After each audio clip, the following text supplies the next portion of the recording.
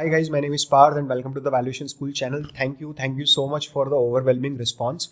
I am really happy that इतने सारे लोग benefit ले पा रहे हैं, सीख पा रहे हैं financial modeling, and I could contribute a little value in your learning journey. I am really humbled and thank you so much for all your support till now. And I am expecting कि आगे भी ऐसी support मिलता रहेगा. Financial modelling के इस 5th session में हम सीखेंगे रेशियो एनालिसिस करना, जहाँ पर मैं रेशियोज को प्रोफेशनल तरीके से एनालिसिस करना बताऊंगा. That how you calculate the ratio, उसका ट्रेंड एनालिसिस कैसे किया जाता है, what how to calculate mean, median and what not. So पूरा वीडियो एंड तक देखना प्लीज़. 1.5x स्पीड से मत देखना. अगर वीडियो बहुत अच्छा लगे तो लाइक करना, सब्सक्राइब करना, और irrespective whether you like the video और not, please put down in the comment. अगर आपको वीडियो पसंद आ रहा है आप तारीफ़ कीजिए, मुझे मोटिवेशन मिलेगा आगे काम करने के लिए. I am absolutely humble. अगर पसंद नहीं आ रहा है, आपको लगता है कि I could do something better, please put down in the comment as well so that I can improve my self in the next videos. So चलिए जल्दी से शुरू करते हैं. हाँ जी, तो चलिए शुरू करते हैं. लास्ट सेशन तक हमने टाटा मोटर्स का एग्जाम्पल लिया था, हम उसी एग्जाम्पल को कंटिन्यू करते हैं. और मैंने इनकम स्टेटमेंट आपसे पूरा बनवाया था और हमने साथ में बैलेंस शीट बनवाया था. हमने देखा था कैश फ्लो कैसे आप पूरा कैश फ्लो कॉपी कर सकते हो. जिन्होंने नहीं देखा, ये आई बटन के ऊपर आपको लास्ट सेशन मिल जाएगा. आपको लास्ट सेशन देखो, उसके बाद इसको फॉलो करो तो मतलब है, डायरेक्टली इसको मत देखो प्लीज़.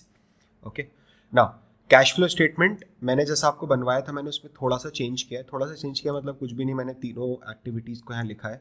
और मेरी जो डेटा शीट है जिसको मैं रेड कर देता हूँ so that you won't touch it. Red है मतलब इसके साथ कुछ भी छेड़छाड़ नहीं करना है, ठीक है, सिंपल सा लॉजिक है.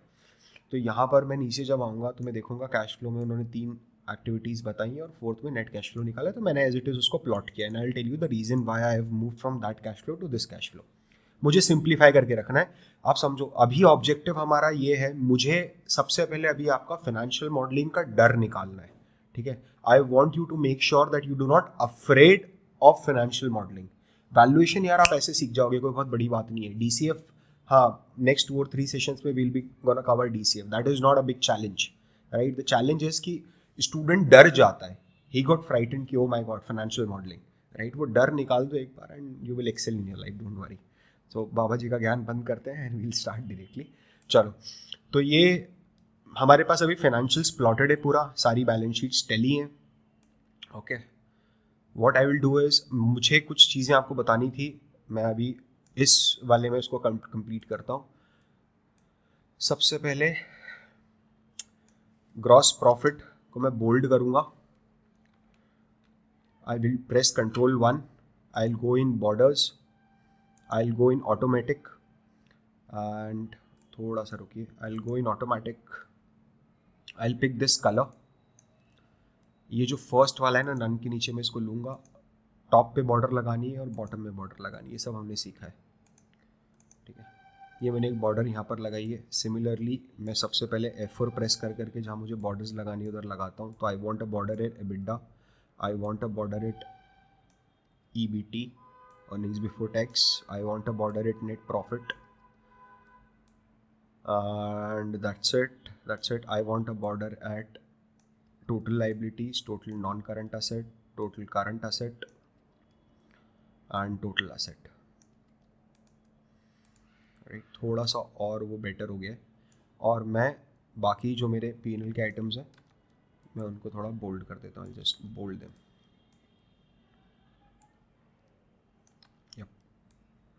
Sorry, I'm not in a good health, but yeah, no worries.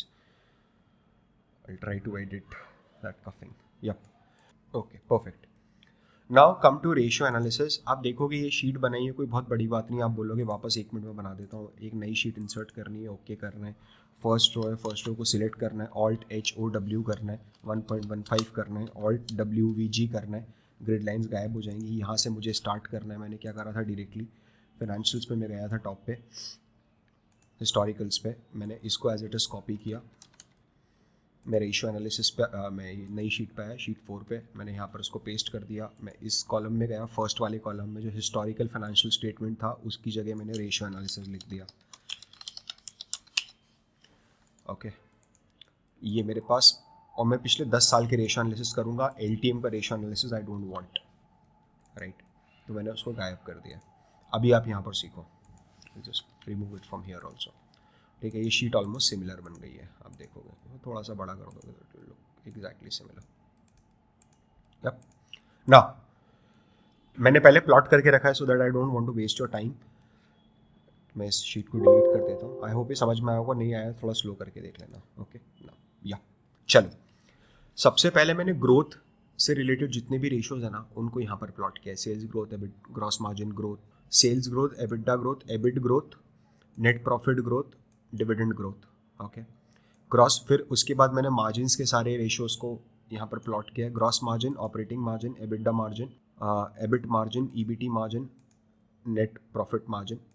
फिर मैंने परसेंटेज ऑफ सेल्स में, ये बहुत इंपॉर्टेंट है ये वाली चीज़, इसलिए मैंने यहाँ पर अभी प्लॉट की है. Sales expense to the percentage of sales, depreciation as a percentage of sales, and operating income as a percentage of sale, which is again nothing but operating margin. Okay, now फिर मैंने returns, और जहाँ पर health आप check कर सकते हो किसी कंपनी की. हम बहुत इंपॉर्टेंट डिस्कशन करेंगे आज सस्टेनेबल ग्रोथ रेट को लेके, तो आप लास्ट तक बने रहना. Return on capital employed, retained earnings, return on equity, self sustained growth rate and interest coverage ratio. ये 5 रेशियोज ऐसे हैं जहाँ से you can understand the health of the company, that how healthy the company is when it comes to financials. फिर मैंने working capital के कुछ ratios यहाँ पर प्लॉट किए हैं. Debtor turnover ratio, creditor turnover ratio, inventory turnover ratio, fixed asset turnover ratio, capital turnover ratio, and last में मैंने डेज कैलकुलेट किए. Debtor day, payable day, inventory day, cash conversion cycle. इसके बारे में हम सीखेंगे, डोंट वरी. मैं बताऊंगा आपको एक एक का मीनिंग क्या होता है जैसे जैसे आगे बढ़ते जाएंगे. Just don't want to bore you कि पहले थ्योरी चिपका दे, फिर वो कोई मतलब नहीं, क्योंकि वहाँ भी रिपीट करना ही पड़ेगा. फिर मैंने कुछ कैश फ्लोज के रेशियोज यहाँ पर प्लॉट किए. ओके, तो एक एक करके स्टार्ट करते हैं. सबसे पहले we will start with sales growth ratio. अब देखिए, आप फाइनेंशियल स्टेटमेंट में जाओगे ना तो ऑलरेडी ये सेल्स ग्रोथ रेशियो हम लोगों ने यहाँ पर प्लॉट किया हुआ है. ठीक है, लेकिन आप देख रहे हो यहाँ पर इफ एरर नहीं लगा रखा है मैंने. मैं इफ एरर क्यों बार बार बोल रहा हूँ, ताकि ये शीट जब आप स्क्रीनर पे अपलोड करो और कोई ऐसी कंपनी का डेटा निकल के आए जहाँ पर कुछ डेटा अवेलेबल नहीं है, तो वो हैशटैग NA नहीं मारेगा एटलीस्ट आपका financial model. That is the worst thing you can do with your financial model, कि अगर वो एरर दिखा रहा है तो. ठीक है, तो इसको मैं यहाँ पर इफ एरर लगाऊंगा and I will directly link it with this particular cell. यहाँ पर मैं D7 से उसको लिंक करूँगा. 0. अभी फॉर्मेटिंग के चक्कर में मत पड़ो प्लीज़. पहले हम मार्च 13 पूरा कंप्लीट करते हैं, फिर ऐसा कैसा कॉपी पेस्ट कर देंगे.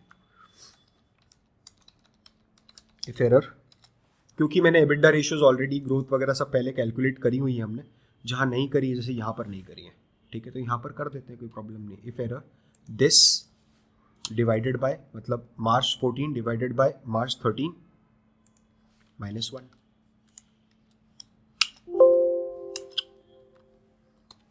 Zero. Yep. Now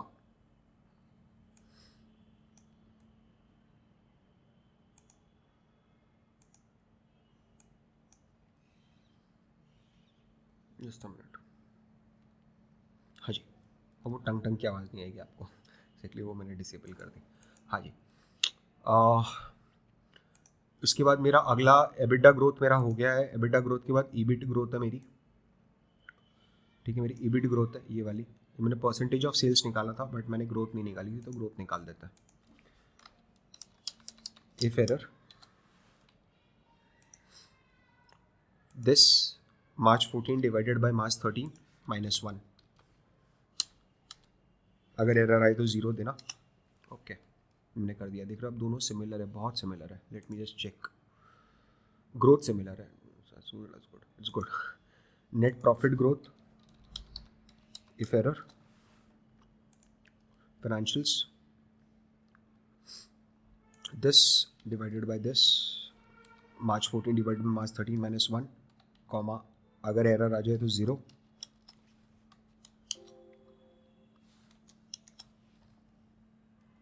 Wow, something wrong, we have done something wrong. Let me just check. C33 by D33 by C33, D33 by C33. Okay, let me just do it once more. if error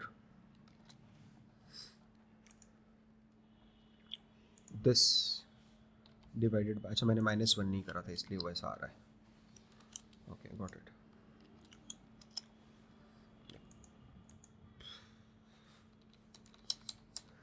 बारह बजवाओगे यार, कोई बात नहीं.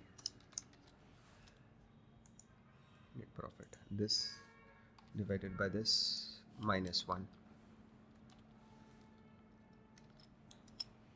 Yup. Dividend growth क्या हम लोगों ने पहले कभी कैलकुलेट की है? क्या पहले डिविडेंड कैलकुलेट किया? बिल्कुल किया है, ये रहा डिविडेंड. ठीक है, बट ग्रोथ कैलकुलेट नहीं करी है डिविडेंड की, उसको कैलकुलेट कर लेते हैं.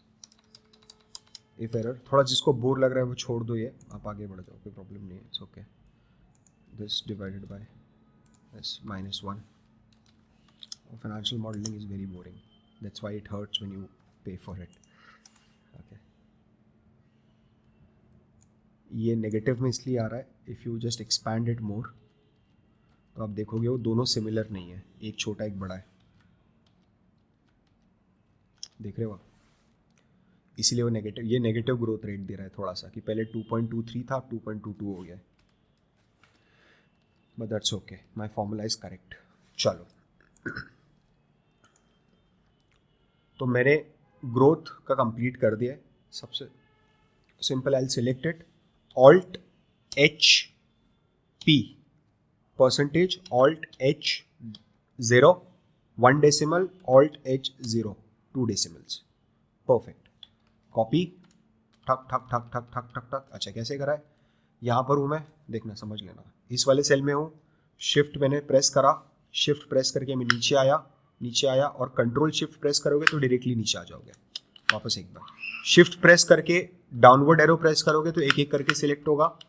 शिफ्ट कंट्रोल करके डाउनवर्ड एरो डालोगे तो पूरा एक साथ सिलेक्ट हो जाएगा. फिर शिफ्ट को दबा के रखिए और राइट एरो सिलेक्ट कीजिए, मतलब पहले इसको कॉपी कीजिए, फिर शिफ्ट को प्रेस करके रखिए और राइट एरो सिलेक्ट कीजिए और 2022 तक आ जाइए और कंट्रोल V कर दीजिए. परफेक्ट है बिल्कुल. यहाँ पर कुछ गड़बड़ हुई है, let me just check. It's okay, जो आ रहा है वैसा का वैसा रखूंगा अभी, आई वोंट डू एनीथिंग. अच्छा, वो मार्च 21 में EBIT growth, just check, positive से नेगेटिव में कन्वर्ट हुआ है, वो इसलिए दिखा रहा है. It's okay. तो डी ग्रोथ है वो ना. ग्रॉस मार्जिन्स क्या मेरे ऑलरेडी प्लॉटेड हैं? हाँ जी बिल्कुल प्लॉटेड है. ग्रॉस मार्जिन मेरे पास ये है, EBITDA मार्जिन है मेरे पास, EBITDA मार्जिन है मेरे पास. डिप्रिसिएशन अगर मैं हटाता हूँ तो EBIT निकलता है, but I don't want that, it's okay. Operating profit उसे क्यों बोलते हैं. And I have my EBIT margin, I have my net margin. तो मेरे पास नेट सारे मार्जिन हैं. और मैं एक बार और चेक करूँगा कि वहाँ पर इफ एरर के फॉर्मूलाज लगाए मैंने नहीं लगाए मार्जिन में, तो मैं इधर लगाऊंगा if error gross margin this L0. मेरा ग्रॉस मार्जिन आ गया. मेरा ऑपरेटिंग मार्जिन 1 मिनट के लिए छोड़ देते हैं. EBITDA मार्जिन, इफ एरर पहले जो इजी है पहले वो कर लेते हैं ख़त्म. EBITDA margin is this 0. EBIT margin, अच्छा EBIT और ऑपरेटिंग एक ही है, तो मैं हटा देता हूँ इसको 1 मिनट के लिए.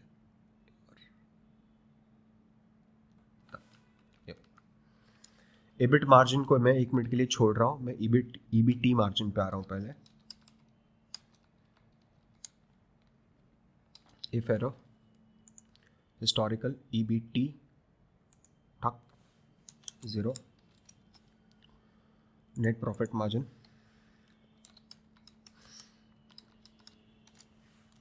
नेट प्रॉफिट मार्जिन जल्दी से आ जा, ये रहा. Perfect.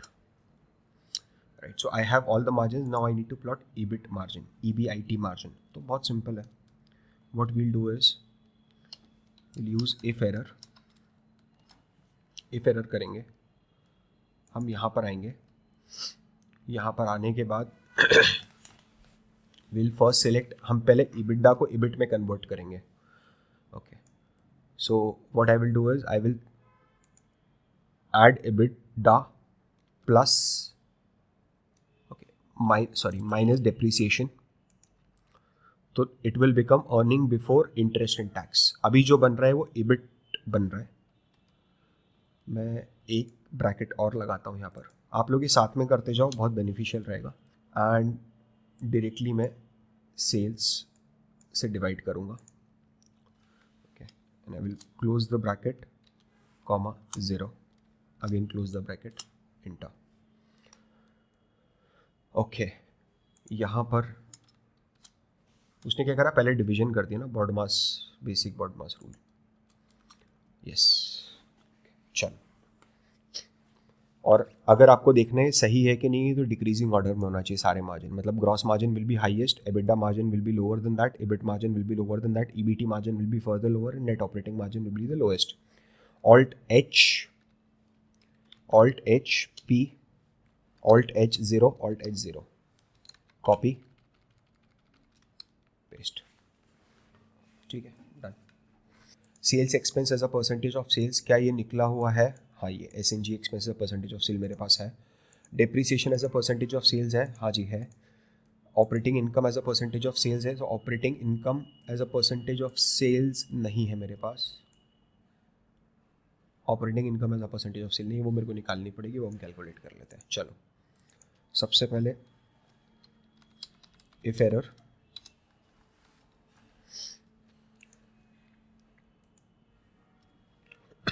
Sorry, if error, SNG expenditure 0, error की स्पेलिंग ही गलत लिख दी.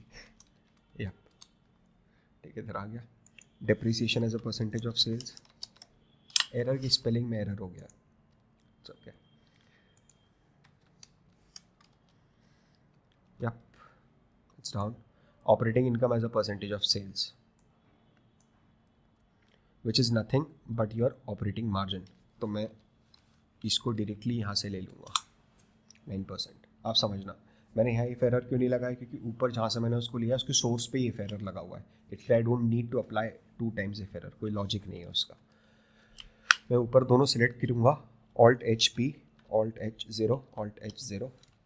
मैं पूरा सिलेक्ट किया, कॉपी, टक टक टक टक टक, पेस्ट. आई होप यहाँ तक समझ में बिल्कुल क्लियर, क्रिस्टल क्लियर हुआ होगा. अब समझिए sir, return on capital employed और रिटर्न ऑन इक्विटी.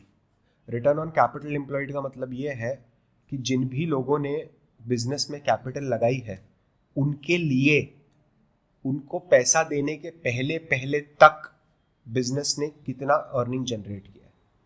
इसका सबसे सिंपल एक थंब रूल मैं बताता हूँ. ये भी तो thumb rule, which is that you will start with sales. Okay, you will first reduce everything which is required in order to produce the good, which is your cost of goods sold. Okay, कि जो माल बिका है उसको बनाने में कितनी cost लगी है, that is COGS. Then you will reduce if there are any necessary sales expenditure. उसके बाद आप किसको पहला पेमेंट करोगे? Even before paying tax, interest payment करोगे, बोरोवर्स को पेमेंट करोगे. It is a compulsory payment. Why it is a compulsory payment? They will file this suit against your business. They won't let you run the business and they are also someone who have deployed the capital in your business. तो इसका मतलब ये है. और अच्छा, उसके बाद मैं किसको पेमेंट करूंगा? I will pay to the taxman. अगर आपने टैक्समैन को पेमेंट नहीं किया तो कल को तो वो सील कर देगा मेरे पूरे बिजनेस को, तो I will have to pay the taxman. So sales, I will explain you like this. Okay, sales minus COGS, which is your gross profit. Then you will distribute the amount to selling and general expenditure, which is your EBITDA. EBITDA में you will then reduce the interest and depreciation, right? So depreciation को अगर मैं इसमें से पहले reduce कर देता हूँ, if I reduce the depreciation from EBITDA, what will come? क्या आएगा मेरे पास? मेरे पास EBIT आ जाएगा, EBIT. Okay, so EBIT is the earning जो किसके डिस्पोजल के लिए अवेलेबल है? It is available for the disposal of all the stakeholders, everyone who has invested in my business, everyone who has employed the capital, deployed the capital in my business, which I employed and I have generated that income. By employing that capital in the business. तो मेरी borrowing है और मेरा equity है। Okay, now please understand, if error 1 minute के लिए मैं नहीं लगा रहा हूं, we will use the if error. सबसे पहले टॉप में, मतलब मुझे ये चाहिए, पता है मुझे क्या चाहिए, I just show you. This is my return on capital employed. ये मेरा रिटर्न ऑन कैपिटल एम्प्लॉयड है, परसेंटेज आएगा कि जिन लोगों ने मेरे को कैपिटल लगा के दिए उनके अगेंस्ट में मैंने कितना परसेंट रिटर्न जनरेट किया है। क्या return on capital post tax होता है? ये जो अभी डेफिनेशन लिखी हुई है आपके सामने, ये pre tax return on capital employed है। This is pre tax return on capital employed. Okay sir, post tax return on capital employed क्यों नहीं दिखते? It's a foolish thing to do, because interest is a tax saving expenditure, right? why you are adjusting it? Okay, ना मुझे ये formula लाके यहाँ calculate करना है। so what I will do is this minus depreciation, EBITDA minus depreciation। तो मेरे हाथ में क्या आ रहा है अभी? EBIT आया है, ब्रैकेट क्लोज करूंगा, डिवाइडेड बाय, फिर से ब्रैकेट ओपन, डिनोमिनेटर में ब्रैकेट ओपन किया मैंने, sum, again I have open the bracket, sum of what?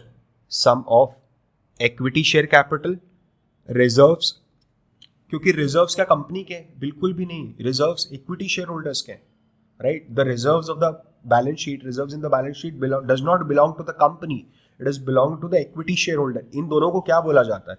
What do you called equity share capital plus reserve? Equity share holder fund, right? Share holders fund, and I will add borrowings. अभी तीनों ने capital employed करी, दो लोगों ने capital deploy करी business में, equity share holder and borrowers, and I will close this. 18.6% is my return on capital employed. What I need to do is I just need to apply if error formula over here.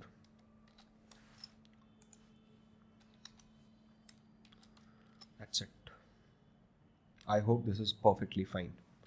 Now retained earnings. Retained earnings मुझे याद है मैं पहले निकाल चुका हूँ. What I'll do is, yep, over here.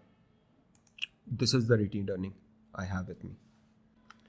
Now, please understand. Return on equity. आप समझ गए अब क्या करना है?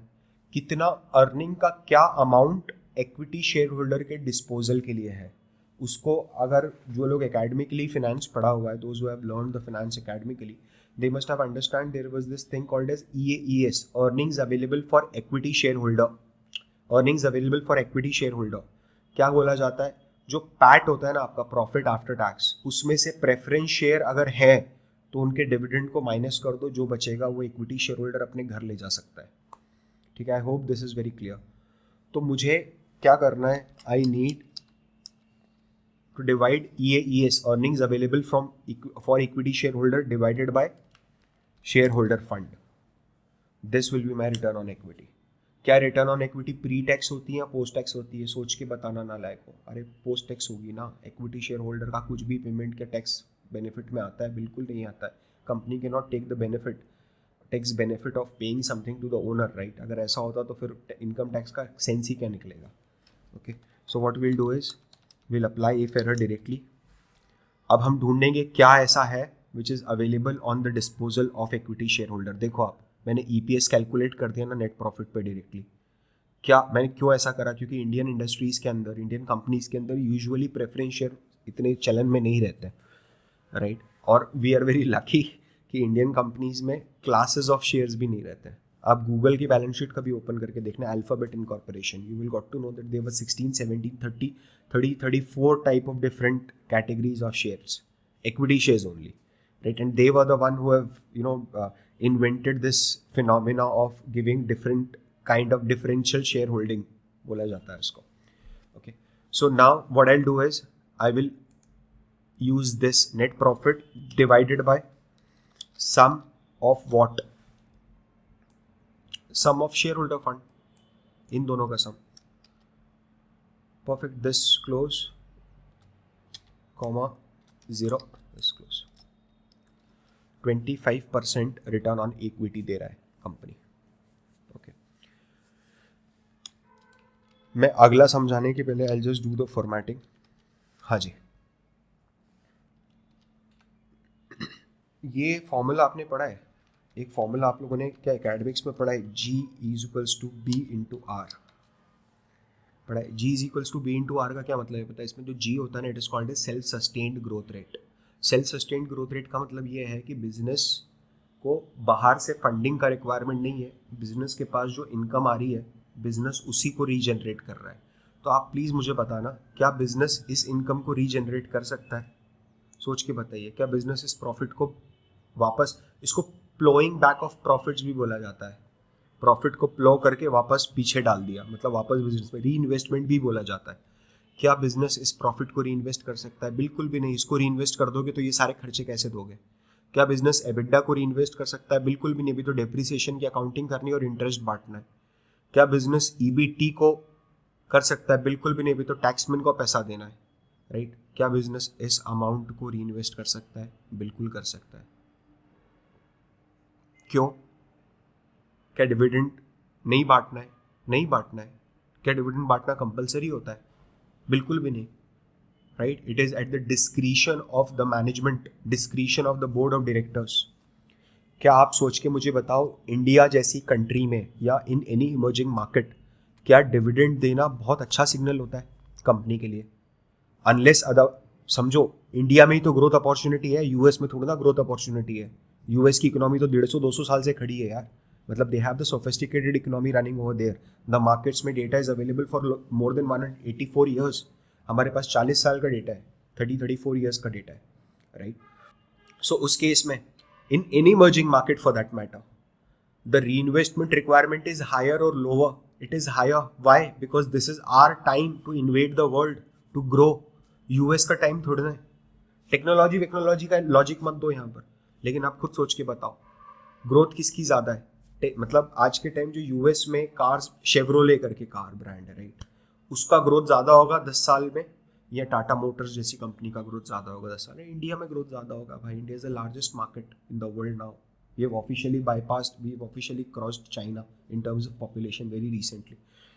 तो इंडियन कॉन्टेक्स्ट के अंदर या एनी इमर्जिंग, इसको इंडिया से मत याद करो, इमर्जिंग मार्केट में इट इज हाईली रिकमेंडेड कि अगर बिजनेस में लॉजिक है, अगर business return on capital employed is more than weighted average cost of capital, please सोच, देखने, थोड़ा समझना, ध्यान देना इधर। अगर business return on capital employed, return on capital is more than cost of capital, तो क्या डिविडेंड बांटना चाहिए कंपनी को या नहीं बांटना चाहिए? वो शेयर होल्डर्स को खुश करने के लिए डिविडेंड बांट रही है, मार्केट के सेंटिमेंट को मैनेज करने के लिए डिविडेंड बांट रही है, समझो आप। अगर कंपनी डिविडेंड नहीं बांटती है तो स्क्रीनर उसको कॉन्स में डाल देता है, that they are repeatedly having profit but not distributing the dividend. वो एल्गोरिदम है, not talking about that. But अगर मेरा ROC is higher than WACC, my cost of capital, and we will understand what cost of capital is, then there is no point in distributing dividends. Absolutely no point, zero. Okay, 0 point, कोई मतलब नहीं है। क्यों? क्योंकि मेरा WACC ज़्यादा है, मेरा ROC कम है, ठीक है? तो तू रीइन्वेस्टमेंट क्यों कर रहा है भाई? तू तो पूरा पैसा बांटते को धंधा चलाना नहीं आता है, you don't know how to run the shop, simple सा लॉजिक है। If you will input more money in the business, you will destroy the wealth of your shareholders. तो इट्स बेटर कि जितना आ रहा है 100% बांटो, 0% रिटेन करो खुद के पास। बट अगर मेरा ROC is higher than my WACC, my cost of capital, then it is prudent, it is a best business decision to keep as much as amount with the business and reinvest it in the business. So reinvestment is the major criteria, the retained earnings is the major criteria in order to calculate the self-sustained growth rate. सोच के देखो once more, ठीक है? It's okay, I know it might take time और I may be repeating, आपको समझ में आओगे, आप आगे बढ़ जाओ, बट जिनके लिए नहीं आया उनके लिए it is very important. एक बार और समझ के देखना, सेल्फ सस्टेन्ड ग्रोथ रेट मतलब खुद से पैसा कमाऊंगा और खुद की ग्रोथ करूंगा। जब ये स्टार्टअप कल्चर में आप सेल्फ सस्टेन्ड ग्रोथ रेट देखते हो तो आपके सामने एक वर्ड आता है बूटस्ट्रैप्ड।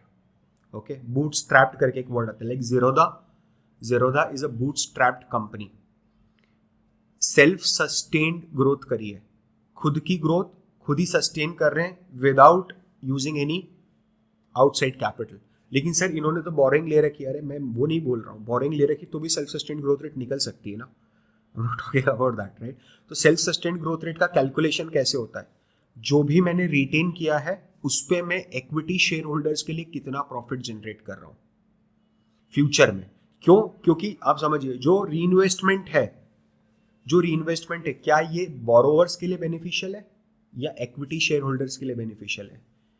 समझो, आपने टाटा मोटर्स को 1 करोड़ रुपीस का लोन दिया, ओके। आज टाटा मोटर्स का market cap is 100 crore, for example 1 crore का आपने लोन दिया, 10 साल का लोन है, हर साल टाटा आपको 10 लाख रुपीस प्रिंसिपल के रिटर्न करता है, प्लस इंटरेस्ट देता है 12% से। अब टाटा ने क्या करा है, आपका रिटर्न, आपका इंटरेस्ट प्रिंसिपल देने के बाद जो भी पैसा बच रहा है ना, उसको टाटा बिजनेस में री इन्वेस्ट कर रहा है। बिजनेस में री इन्वेस्ट कर रहा है तो बिजनेस ग्रोथ हो रही है, सेल्स ज़्यादा हो रही है ना, उन्होंने कैपेक्स लगाया, ज़्यादा अपनी कैपेसिटी एक्सपेंशन करा, सेल ज़्यादा हो रही है। जब सेल ज़्यादा हो रही है तो डेफिनेटली प्रॉफिट भी ग्रो कर रहा है। जब प्रॉफिट ग्रो कर रहा है जब प्रॉफिट ग्रो कर रहा है तो मार्केट उसको बहुत क्लोजली ऑब्जर्व करता है और मार्केट उसको रिवॉर्ड कर रहा है, मार्केट में प्राइस इंक्रीज होता जा रहा है। अब री इन्वेस्टमेंट कर करके टाटा ने अपनी, और आपकी बोरिंग सिर्फ 1 CRE खड़ी हुई थी जो धीरे धीरे कम होती जा रही है, every year 10 lakh rupees. Tata ने नेक्स्ट 5 ईयर्स में री इन्वेस्टमेंट कर करके अपनी बोरोइंग, अपनी मार्केट कैप को 100 करोड़ से 400 करोड़ तक लेके गया, 4x कर दी मार्केट कैपिटल। तो जो री इन्वेस्टमेंट करा उसका बेनिफिट क्या इक्विटी शेयर होल्डर को हुआ या आपको हुआ जो आप बोरिंग देके बैठे हो? नहीं, आपको क्या बेनिफिट हुआ भाई? टाटा का market cap, even if it touch 1000 crore, right, you will still get that 10 lakh rupees back and the interest back. तो फ्यूचर सस्टेनेबल ग्रोथ रेट या sustainable self sustained growth rate का बेनिफिट हमेशा इक्विटी शेयर होल्डर को मिलता है, ना कि borrower को, ओके। तो B equal to R, G is equals to B into R is what? It is retained earning multiplied by return on equity. I'll just calculate it. If error हर जगह लगाना है, and I'll tell you why. आगे retained earning इसका 0 हो जाएगा, ठीक है। This into this and 0.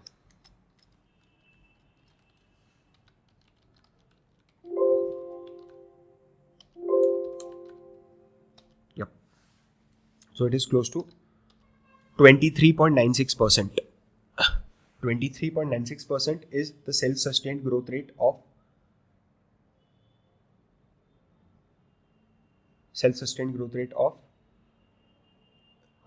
Tata Motors. Okay. Now we'll move forward. यार एक गड़बड़ हो गई, आप लोगों ने बताया नहीं मुझे. Just check. Yep. Boss, you have not told me ये ग्रोथ के फिगर्स यहाँ पर कैसे आ गए? This is LTM figures, just check ना, कॉपी किया, चलो यहाँ तो ग्रोथ निकल ही नहीं सकती ना फर्स्ट ईयर में, मार्जिन निकल सकते हैं, बाकी सब निकल सकता है, वो नहीं निकल सकता, okay. Interest coverage ratio, please understand, simple सा लॉजिक है, हिस्टोरिकल में जाओ, इंटरेस्ट पे करने के पहले तक क्या चीज़ है आपके पास? आपके पास एबिडा है प्लस डेप्रीसिएशन, माइनस डेप्रीसिएशन, तो आपका ईबिट आ गया, earnings before interest and taxation. इसको मैं डिवाइड करूंगा सीधे सीधे जाके इंटरेस्ट के साथ, तो ये 4.77 मेरा इंटरेस्ट कवरेज रेशो आ गया। इंटरेस्ट कवरेज रेशो का मतलब ये है कि कंपनी एक साल में, प्लीज़ ध्यान से सुनिएगा, कंपनी एक साल में उतना पैसा कमा रही है कि वो अगले 4.77 ईयर्स तक का और 447 टाइम्स वो इंटरेस्ट का पेमेंट कर दे, राइट। जो ईयरली इंटरेस्ट है उसका 4.77 ईयर्स तक पेमेंट कर सकती है, definitely subject to all other things being equal. तो अगर ये 47.7 होता तो मेरे लिए और कंफर्टेबल है, अगर ये 1 होता तो 1 होते का मतलब बताओ क्या चल रहा है, एकदम नेक टू नेक चल रहा है, कंपनी लॉस में हो तो फॉर श्योर है, क्योंकि EBIT 1 है और कंपनी को इंटरेस्ट भी 1 पे करना है, तो उसके बाद नीचे वालों के लिए कुछ बच ही नहीं रहा है फॉर श्योर, राइट। तो किसी कंपनी का अगर इंटरेस्ट कवरेज रेशो जितना ज़्यादा होता है मेरे लिए बेनिफिट उतना ज़्यादा है। इसको हम एक्स में कैलकुलेट करेंगे, टाइम्स में कैलकुलेट करते हैं। तो उसके लिए सबसे आसान तरीका है, आप यहाँ तो एक काम ऐसा कर सकते हो, ठीक है। अब देखना, प्लीज़ अंडरस्टैंड, मैंने ये किया, सॉरी इसको ब्रैकेट बंद किया, मैंने एंड लगाया और मैंने एक्स लगाया। कितना फूलिश तरीका है ये करने का। अब जब आप ये कर रहे हो ना, तो यू कैन नॉट ऑपरेट, कुछ भी मैथमेटिक्स इस पे ऑपरेट नहीं हो रहा है। देखो आप, you can not reduce the decimal, you can not increase the decimal, don't do this, don't do this. What we will do is, हम यहाँ इसको सिलेक्ट करेंगे, will press Ctrl+1, will go in numbers, will come in customs. Customs में मैं आऊँगा और यहाँ पर मैं टाइप करूँगा कि मेरे को डबल डिजिट में चाहिए और double quote x double quote close और okay 4.77x। I hope this is very much clear to you guys. इसको मैं कॉपी करता हूँ and I will paste it till here. अभी देख रहे हो क्या प्रॉब्लम हो जाती, यहाँ पर अगर इफ एरर का फॉर्मूला नहीं लगाया होता ना आपने, तो वो 0 से 0 करके 0 कर देता है। जहाँ पर खासकर डिवाइड कभी करना पड़ गया और नीचे 0 आ गया ना, तो it will give you #div 0 वाला एरर दे देगा। So we don't want any kind of error. देखो यहाँ पर इंटरेस्ट कवरेज रेशियो नेगेटिव चला गया था कंपनी का, कंपनी अभी भी नेक टू नेक पे सर्वाइव कर रही है। Just see and check, interest कितना जा रहा है, 9300 जा रहा है। डेप्रिसिएशन कंपनी ने ज़रूरत से ज़्यादा क्लेम किया है इस साल में। देख रहे हो, बिल्कुल नेक टू नेक चल रहे हैं अभी इस टाइम पर। It is very poor in terms of interest coverage ratio. क्या इसका मतलब मैं सेल कॉल दे रहा हूँ क्या टाटा मोटर्स पे? बिल्कुल भी नहीं, don't even consider that. Okay, वो सोचना भी मत। Debtor turnover ratio, debtor turnover ratio का मतलब ये है कि ₹1 के डेटर के लिए मुझे कितनी सेल्स जनरेट कर रही है। 1 debtor is generating how much sales for me. That is my debtor turnover ratio. So what I will do is I will go over here. I will use the sales divided by debtor receivable. आप देख रहे हो 17.22 आ रहा है। क्या मैं ये वाला फॉर्मेट नीचे के नीचे पेस्ट कर दूं? बिल्कुल सही है, बिल्कुल कर दो। So my sales is 17.22 times of my total debtor. That is what it signifies. अभी के लिए इतना ही समझना, 17.23। Creditor turnover ratio same thing. अब मेरे पास क्रेडिट सेल्स नहीं है, अगर क्रेडिट सेल्स होती तो मैं सीधे क्रेडिट सेल्स लेता, बट मैं थोड़ा रफ चल रहा हूँ यहाँ पर and I will take the complete sales. Sales divided by other liabilities. मैं फिर बोल रहा हूँ, मैं फिर रफ चल रहा हूँ यहाँ पर। मेरे पास यहाँ पर पेबल का फिगर डायरेक्टली नहीं है। आप समझिए, एक चीज़ मैं आपको बताता हूँ, when you will be working in investment bank, right, when you will be working in valuations future में कभी भी, एंड फ्यूचर में आप जब उस पर काम करोगे, वैल्यूएशन में काम करोगे या आप कभी भी इन्वेस्टमेंट बैंकिंग में काम करोगे, तो ऐसे बहुत सारे मौके आएंगे जब आपके पास प्रॉपरली डेटा अवेलेबिलिटी नहीं होगी। ठीक है, प्रॉपरली डेटा अवेलेबिलिटी नहीं होगी तो उस टाइम पर आपको रुकना नहीं है। Use the proxy data and move on. ठीक है, हम देखेंगे ना आगे, अगर ये सेंस नहीं कर रहा है तो इसको यहाँ से हटा देंगे, कोई प्रॉब्लम थोड़ा ना है। एंड आई न्यू इट कि ये सेंस नहीं करेगा, उसके बावजूद मैंने इसको यहाँ पर रखा है just to make this thing aware to you कि you should not stop just because the data is not available. You need to find something और अदर। यार ठीक है, चलो मान लो टाटा मोटर्स का ऑपरेटिंग मार्जिन नहीं मिल रहा है, ढूंढ ढूंढ के परेशान हो गया, कोई बात नहीं, मारुति का ले डाल, आगे बढ़। सर मारुति और टाटा का एक जैसा थोड़ा है, पता है नहीं है, दोनों का बहुत डिफरेंस है, लेकिन अभी तू काम तो आगे बढ़ा, बाद में जब मिलेगा तब चेंज कर देना।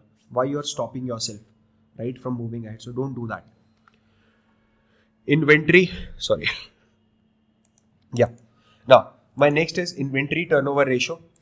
इन्वेंट्री टर्नओवर रेशो सेम चीज़ है, जहाँ जहाँ टर्नओवर आ रहा है वहाँ सेल लगा दो।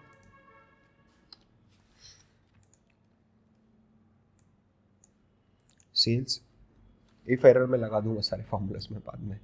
Sales divided by, but it's not recommended for you. रहने दो यार, आप लोगों की आदत बिगड़ जाएगी, you will start taking things very casually.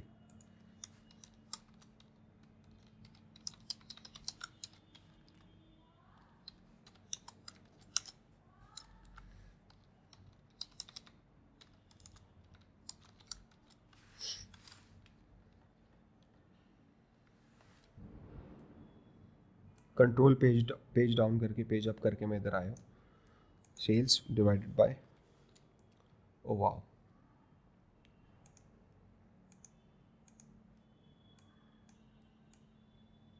Inventories.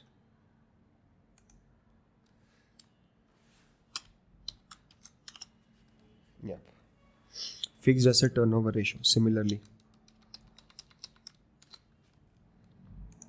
your sales divided by fixed assets. Capital work in progress नहीं, सिर्फ fixed assets. Okay. 0. Capital turnover ratio.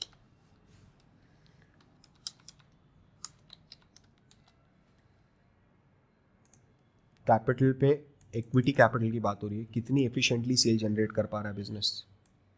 1 रुपए की इक्विटी कैपिटल पे बिजनेस कितने रुपए का सेल जनरेट करता है. सम करूंगा मैं इक्विटी शेयर होल्डर फंड का.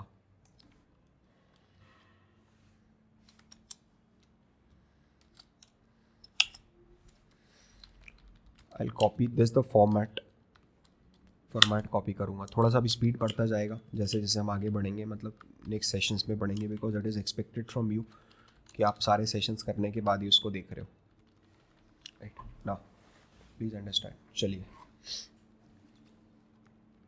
Debtor days. अब डेटर डेज कैसे कैलकुलेट करने आप समझना, यानी कितने दिन के डेटर मेरे पास अवेलेबल है. इसके लिए सबसे आसान तरीका बताऊं क्या है. अगर कोई टर्मिनोलॉजी में इशू आ रहा है तो प्लीज़ उसको गूगल कीजिए. आप नहीं करोगे तो कोई समझाने नहीं आएगा आपको. You need to understand this, right. हम लोग बहुत डिस्टेंटली बैठ के एजुकेट हो रहे हैं एक दूसरे से. 365 मतलब 365 डिवाइडेड बाय माई डेटर टर्नओवर रेशो. अब जो निकल के आ रहा है that is my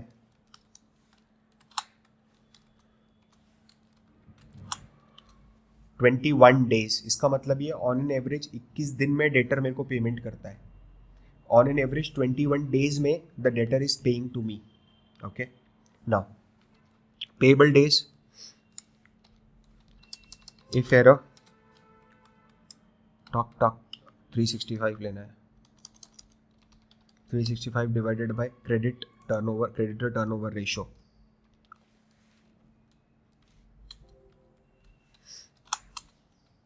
one 48 days के अंदर मैं क्रेडिटर को पे करता हूँ. तो मज़े ही मज़े यार. मतलब डेटर मेरे को 21 दिन में पे कर रहा है, क्रेडिटर को मैं 148 डेज में पे करता हूँ. अब देखते हैं इन्वेंट्री की क्या पोजीशन है. 365 divided by inventory turnover ratio 0.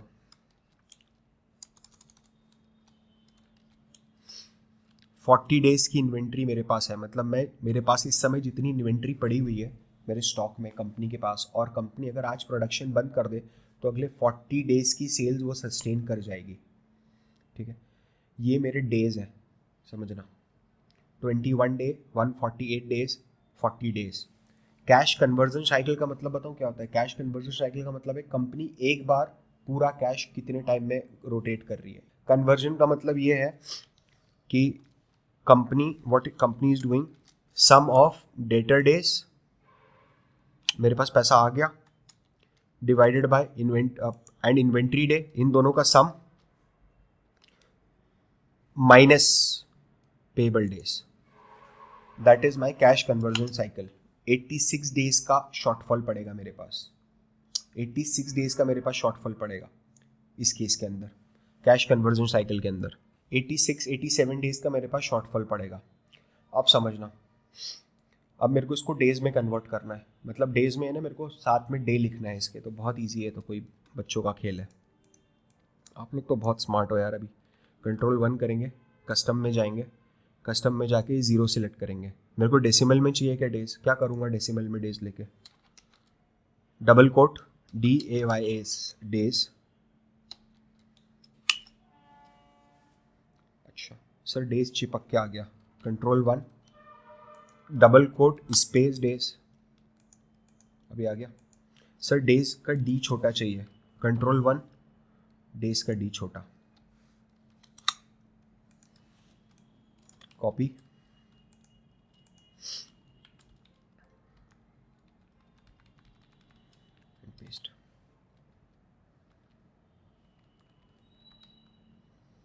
Sir days नहीं चाहिए, फॉर एग्जाम्पल पता है डेज नहीं चाहिए, अगर नहीं चाहिए तो फिर यहाँ पर लिखो इन डेज। सर लेकिन पता तो होता है कि डेटर डेज तो डेज में ही है। भाई तेरे को पता होता है ना, जो पैसा दे रहा है आपको फाइनेंशियल मॉडल बनाने का उसको कुछ भी नहीं पता है, वो बेवकूफ़ है, तभी आपको पैसा दे रहा है, ये तो खुद से बनाता। जैसे आप समझदार हो, आप पैसा नहीं दे रहे हो फाइनेंशियल मॉडलिंग सीखने के लिए। ओके चलो परफेक्ट। ना CFO by sales, cash flow from operations by sales. Historical में गया, नीचे आया, cash flow from operations CFO divided by sales, sales सबसे टॉप पर है 0। ये टाइम्स में जाएगा, परसेंटेज में भी जा सकता है, टाइम्स में जा सकता है, what ever you want, right. छोटा है तो टाइम्स में ही ले लो। CFO by total asset, company का CFO, this is the company CFO divided by total asset, total asset is this over here 0, बहुत कम आएगा, परफेक्ट। CFO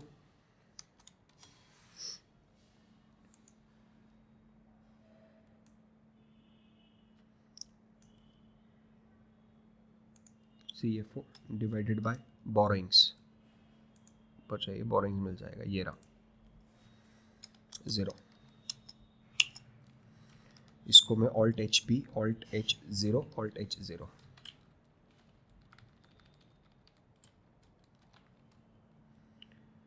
मेरा अभी परफेक्टली काम कंप्लीट हो चुका है। मैं इसको थोड़ा सा फॉर्मेटिंग करना पड़ेगा, ये बार बार करना पड़ेगा सर, कुछ नहीं कर सकते, पैसा लेना है ना सामने वाले से मॉडल बनाने के लिए, तो करना पड़ेगा। परफेक्ट।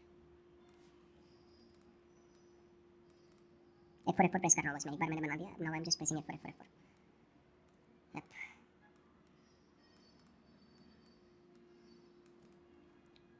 ये हटा ही दो यार, मुझे नहीं लगा। चल इसको एक काम करता हूँ मैं, कैश कन्वर्जन से को आगे लिख देता हूँ इन डेज। चलिए परफेक्ट। हाँ जी, तो हमने रेशियो एनालिसिस पूरा कंप्लीट किया है यहाँ पर। अभी ये पूरा कंप्लीट नहीं, अभी तो रेशियोस प्लॉट ही, अभी इस पर कोई एनालिसिस हुआ नहीं है। सो व्हाट विल डू इज, मैं एक काम करता हूँ, मैं इसको जो देखना आप, ये जो जहाँ पर रेशियो ख़त्म हो रहा है ना, उसके बाद वाला जो कॉलम है मैं उसको थोड़ा ब्रॉड कर रहा हूँ, प्लीज़ अंडरस्टैंड दिस क्लियरली। मैं इस सेल को सिलेक्ट कर रहा हूँ, I am going to insert. Insert जाने के बाद आपको यहाँ पर ये स्पार्क लाइन दिख रहा है, स्पार्क लाइन्स, स्पार्क लाइन्स में लाइन पे जाना है आपको। आप लाइन पे जाओगे तो is asking you what is the range of your data, आपके डेटा की रेंज क्या है, तो आपको यहाँ से लेकर के यहाँ तक का सिलेक्शन देना है। फिर वो आपसे पूछेगा लोकेशन रेंज M5 है क्या, जिसको आपने सिलेक्ट किया है, तो हाँ जी M5 है, और आप ओके प्रेस करना है। आप देख रहे हो जैसे ही आप ओके प्रेस कर रहे हो, उसने क्या करा है, इसके ट्रेंड का लाइन चार्ट उसने पूरा बना दिया। आप इसको जितना, ये आप मेरे ख्याल से ये स्वीट स्पॉट है, आप इसको ऐसा रखो, आपको कुछ नहीं करना है, इसको सिलेक्ट करना है और यहाँ तक नीचे तक इसको ड्रैग करना है, तो इसने पूरा लाइन चार्ट बना दिया है। बिल्कुल सही है, 0%, 100%, 0%, 100% ऐसे चल रहा है, यही सेम लाइन चार्ट है। ओके ना, यहाँ पर मैं जाऊँगा, क्योंकि अब यहाँ पर क्या है, यहाँ पर आई हैव 10 ईयर्स का data, here I have 9 years का डेटा, तो जस्टिफाइड नहीं होगा बिल्कुल भी। Insert, insert spark lines, line, data range, these 10 years, M11, perfect, I will drag it,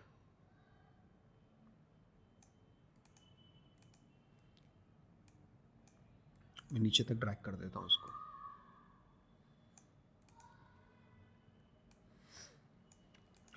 मतलब देख रहे हो आप कंटिन्यूसली मार्जिन में फॉल है, ठीक है, क्या मार्जिन में कंटिन्यूसली फॉल है, देखो आप खुद ही सोच के देखो, 13% था, फिर 14 हुआ, एक हल्का सा राइज दिया, और उसके बाद से कंटिन्यूसली गिर रहा है, 14.97, 14.91, 10, 18, 8, 6 एंड व्हाट नाउ 8.8। ओके, तो 6 से 8.8 तक की जर्नी भी उसने यहाँ पर कवर करी है। तो आई होप ये आपको समझ में आ रहा होगा ये कैसे प्लॉट करना है। इसको बोला है स्पार्क लाइन्स जाता है, बट इसको कभी ऐसा यूज़ नहीं करते कि यहाँ पर स्पार्क लाइन्स लिख दिया मैंने. Nobody does that, right? So you should not be doing it. Now please understand. एक चीज़ मैं करना भूल गया था, आप लोगों ने याद भी नहीं दिलाया. Free Spain. Yep. Yes. Okay. Now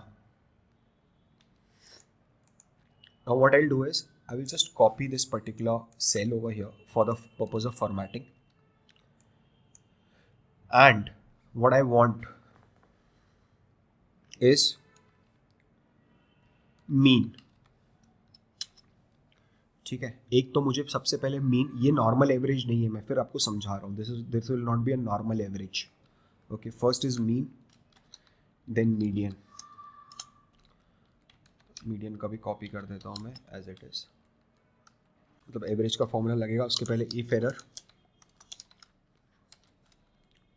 error में average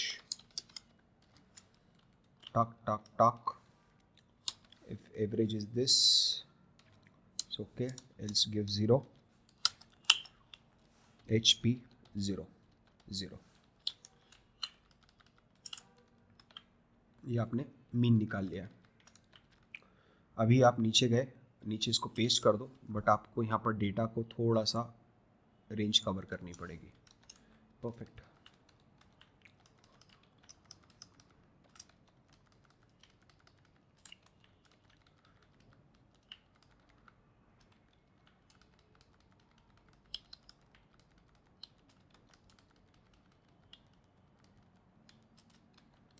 Perfect. Okay, we have our mean in place. We'll calculate the median now. So median में एक्चुअली मैं ट्रिम मीन लगाना चाह रहा था, बट ट्रिम मीन लगेगा नहीं because data set is very small. जिन लोगों को ट्रिम मीन पता नहीं, आप ट्रिम मीन सर्च करना गूगल पे, आपको समझ में आएगा. मीडियन में यहाँ तक ले सकता हूँ. एवरेज में प्रॉब्लम होती है, मीडियन में कोई प्रॉब्लम नहीं है. ओके, तो मीडियन में ब्लैंक सेल भी रहा तो it won't distort my result. if error 0 tuck HP 0 0.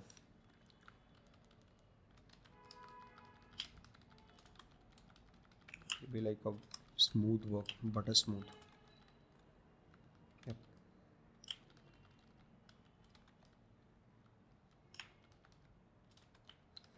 हाँ जी, जो डेज हैं उनको फॉर्मेटिंग ले लो, डेज में कर दो. जो एक्स हैं उसको एक्स में कर दो. जो डेज हैं आपको थोड़ा दिख नहीं रहा होगा, it's fine, B with me. तो मैं ये वाला फॉर्मेट लेके मीन और मीडियन में पेस्ट कर रहा हूँ. मैं थोड़ा और नीचे उतरता हूँ तो आपको दिखेगा शायद. यप, ये परसेंटेज है एंड आप देखोगे, ये देखो ये एक्स है बट वो डेज में, तो मैं इट बी टी फॉर्मेट कर दिया मैंने ना. अभी जो मेरी बॉर्डर्स है, इस बॉर्डर को मैं एक्सटेंड करूँगा आगे तक. Control 1, border, color will be our dark navy blue color. This border, top, done. Now I just need to press F4.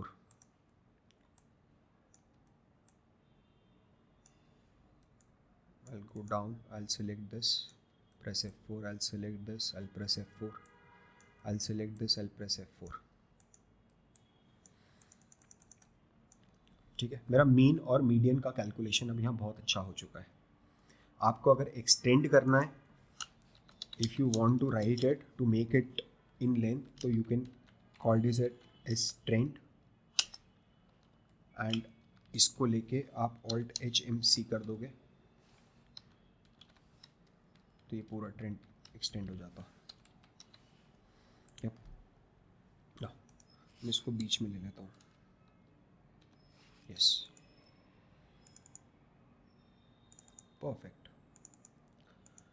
आपको अगर स्पार्क लाइन में कुछ भी कलर वलर चेंज करना है तो आप जैसे ही स्पार्क लाइन के डब्बे पे क्लिक करोगे, आप चाहो तो पूरे बॉक्स पे क्लिक कर दो, यहाँ पर ले आओ नीचे और नीचे तक क्लिक कर दो तो पूरा स्पार्क लाइन सेलेक्ट हो गया एक बार में. स्पार्क लाइन के बॉक्स एक्टिव हो जाएगा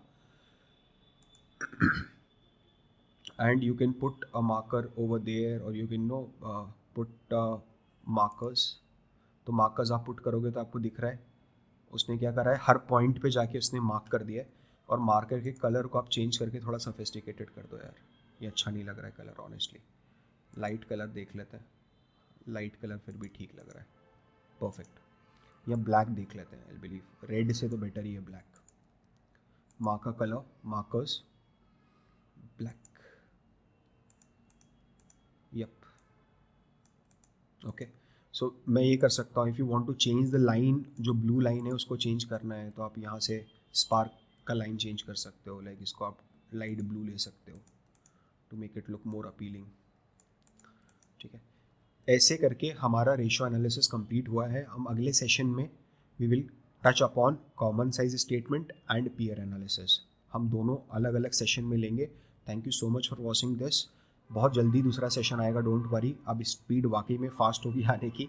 अ lot of people are have raised my expectations, you people have raised my responsibility towards you guys, so definitely I'll be more responsible because of you guys only.